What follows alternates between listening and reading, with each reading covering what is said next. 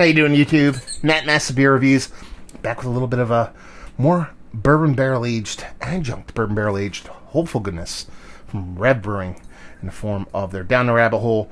It's the Barrel Aged Volume 12. This is a Willet Barrel Imperial Stout aged on vanilla beans, and this was bottled on January 30th, 2020. This comes courtesy of my boy Carson.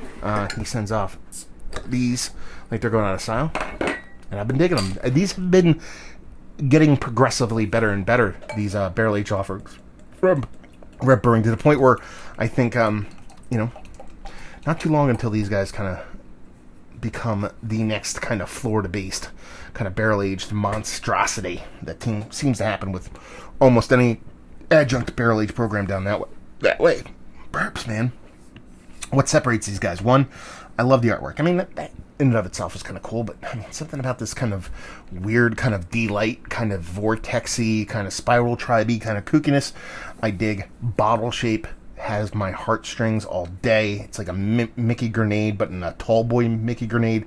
Just absolutely fucking fantastic. Wherever they're sourcing these bottles, guys better buy them, because I think some people might start stealing your thunder here. So I really do dig on the bottling, and that's called motor oil. Yeah, that is rich, deep, dark, and thick, man. When you're talking about an eighth of a pinky finger of what I like my coffee lily colored head, dissipating relatively quickly, but it is sitting atop a big, huge 5C thick barrel stout. Look, I gave it a twirl, and that head even got darker. So now it's even like darker than I like my coffee to look like. God damn.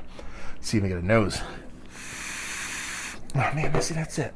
That's the stuff I like. I mean, I know a lot of people like vanilla and stout. It makes sense. But the reason why you like vanilla and stout, one, because it accentuates kind of roasted malts and a stout all that well. But natural vanilla from a bourbon barrel is one of my favorite things when it comes to barrel-aged beer, because it elicits that kind of rich coconut, fluffy, marshmallow kind of thing. Now, when you add that vanilla bean to a barrel-aged stout, there's a couple different ways you can go with it. You can go with it the direction of, I just want a vanilla bomb, or you can go with it that you're kind of just, you want to elevate. You want to elevate that natural vanilla you're getting from barrel, and that's what I'm getting here. Sure, it does smell like a bit more vanilla than you typically get from a barrel-aged beer, but it doesn't get too overtly in your face with the vanilla. It's there, it's big, it's huge, but you can still be like, okay, it's probably still a lot of barrel at play here. It's very fucking cool. It's almost like MSG to a beer, a barrel-aged beer, if you will. Yeah, so big roasted malts, a nice sweetness to it, a nice little soft barrel chart, and that vanilla just screaming out at you. The whiskey doesn't come off all that kind of descript. It's just more like a soft booziness, nothing too crazy.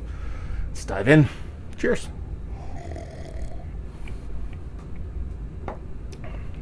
Yeah. I mean, it does get a little bit further in the vanilla, so you know there's like an added vanilla to it. In the actual taste, there's not going to be any kind of like, oh, it's almost like a super amount of vanilla from a barrel. It does exceed that point, but it still doesn't get too heavy-handed.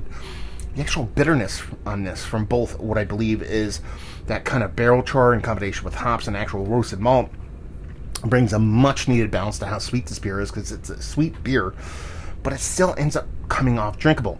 It looks thick, it drinks thick, but it's not so thick to where it's like syrupy, even though it kind of gets real close to it. That's kind of the theme of this beer. It gets really close to a lot of the lines I don't like beers to cross, but it's not crossing any of them, which is a really cool trick to play.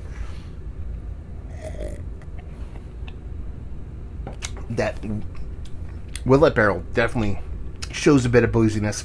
You get a bit of heat in the back end. Kind of welcome it here. You know, it's not like an off-putting type of heat. It's not hot. I'm not going like, that's a hot beer, but it lets you know you're drinking something of oomph. I appreciate that too. It's just a really well done barrel-aged beer, and these guys seem to be killing it. Listen, what are these size-wise? These end up being 500 milliliter bottles? I don't know. I don't know if they actually call out.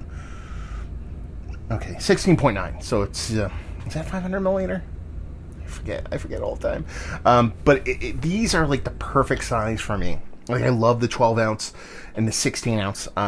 cans and bottles of big, huge barrel-aged Imperial Stouts. It makes so much more sense in my brain than even, like, you know, the Bombers or more so 750s, even though I do appreciate those beers and I like them.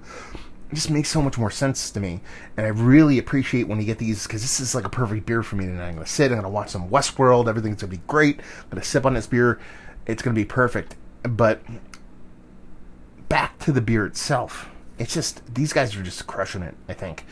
In a lot of their stuff, they do a lot of the adjunct stuff. But none of it has come off like super over the top, like cartoony levels of adjunct, which, you know, sneezing, COVID, you know, it seems like that's what a lot of breweries end up doing nowadays, is getting a little bit too far-fetched, a little bit too cartoony when it comes to a lot of these barrel-aged beers nowadays, especially these Florida breweries. Their whole line seems to be kind of a microcosm. This beer is a microcosm of their whole line, I should say, and that they're flirting with the edges, the lines, those things where once you cross them, it becomes a little bit too kind of goofy, and a little bit too much, you know, more pastry than beer. All their beers are beers that don't cross that line, and I can't tell you how much I appreciate that. Absolutely fantastic stuff. Really tasty beer. Shows the vanilla, shows the barrel, shows the beer. Exactly what I want from barrel-aged beer. Super fun, good stuff. Let's talk about it. Is it one of the better barrel-aged beers that I've had as of late? Yes. Up there, if not at the top. That's how good it is. And again, maybe the last couple ones I've had that are on that list and getting towards the top have been the Reve beers. So, yeah, thank you very much, Carson. You're hooking me up proper. Value availability. Actually, he's told me several times. I just don't tend to compute and keep the information in my brain hole, so someone's going to have to tell me again. And leave you with, if you like what we like this beer. If you like big, huge barrel-aged beers, you're not afraid of a little bit of vanilla, but at the same time, you still want your beer to be beer without getting too over the top. That's where this lies. You're still going to get the beer. You're still going to get those nice roasted malts. You're still going to get that kind of barrel char that you'd want from barrel-aged beer, but that vanilla kind of just accentuates everything and kind of brings it up a level. So if those are the things you dig, this be your beer. So there you go. Another review in the books. Hopefully you guys enjoyed it. Down there if you want to talk about it. Massive Beers if you want to check me out doing the social media stuff. Beer Massive. Want to check me out doing the whole podcasting thing. And hopefully you guys enjoyed the review. Hopefully you're enjoying a little Rev right now. Hopefully see you next time. Cheers.